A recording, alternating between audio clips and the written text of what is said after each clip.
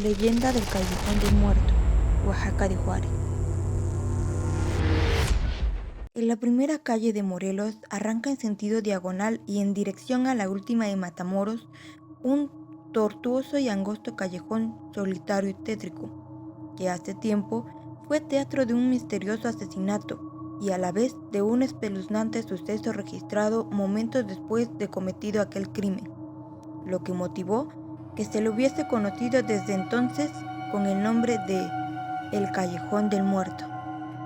Fue en aquel tiempo en que la ciudad se alumbraba con faroles de aceite, pendientes de mensuras de hierro empotradas en las esquinas, cuya luz mortecina y difusa apenas se alcanzaba a iluminar un escaso radio, y los cuales se encargaba de encender los llamados serenos, que, envueltos en amplias capas y provistos de una escalera y una alcuza, comenzaban su tarea por las calles de la ciudad un poco antes de cerrar la noche. Uno de estos serenos fue quien resultó víctima de aquel crimen. Aquella noche flotaba en el ambiente una atmósfera pesada y densa. La quietud nocturna de la ciudad fue interrumpida de vez en cuando por los pasos acompasados de los serenos que hacía la ronda, arrancando secas resonancias al embulsado de las banquetas. Al sonar la última campanada de las 12 del viejo reloj de la catedral, se dejó oír un grito alerta de un sereno. La una y todo sereno. Y como escalonadas, sobre el filo de la noche fueron rodando las voces lejanas y apagadas de los demás serenos, que anunciaban, según costumbre, la hora y el tiempo a los vecinos de la ciudad, entregados al sueño.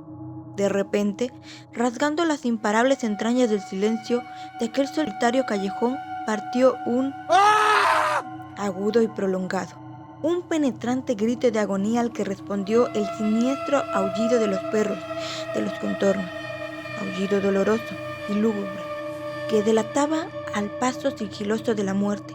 Después, el silencio volvió a cubrir, como invisible mortaja, las densas sombras de la noche.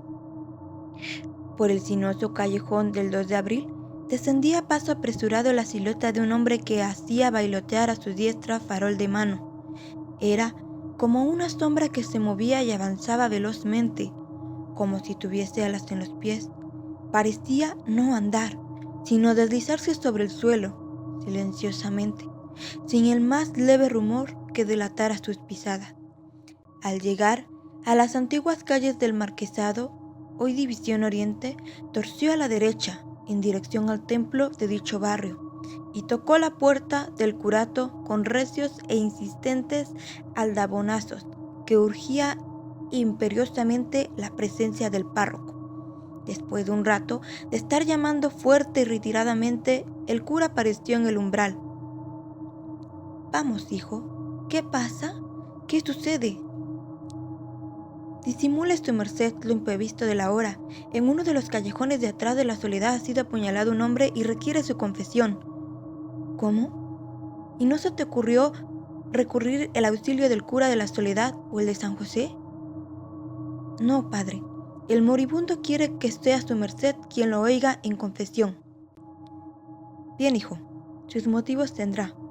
Aunque el tramo es largo y la noche está oscura como boca de lobo, vamos, alumbra y guía». A la mitad del callejón tendió boca arriba y yacía el sereno, moribundo, mostrando tremenda puñalada en mitad de pecho. Era una puñalada de mano maestra. «Ahí está, padre». «Bueno, toma el farol, que no lo necesito, y retírate a cierta distancia mientras lo confieso». Retirándose, su acompañante el cura se inclinó sobre el moribundo y empezó a confesarlo. Fue una confesión larga y penosa, interrumpida cada rato por los espasmos de la agonía, mas la necesidad de descargar su conciencia hacía sobreponerse al moribundo, que al fin pudo terminar su confesión. Después que lo absolvió, el cura se dirigió a su acompañante, hallando solo la linterna.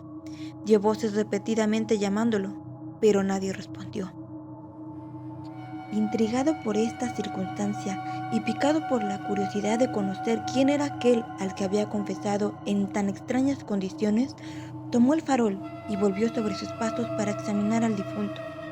Fue entonces, al levantar el extremo de la capa con que le había cubierto el rostro, que descubrió que aquel desconocido que ahora yacía cadáver a la mitad del solitario callejón era el mismo que había ido a llamar a la puerta del curato, el mismo que lo había conducido ante su propio cuerpo moribundo. El padre había confesado a un muerto y el propio muerto lo había guiado a su confesión.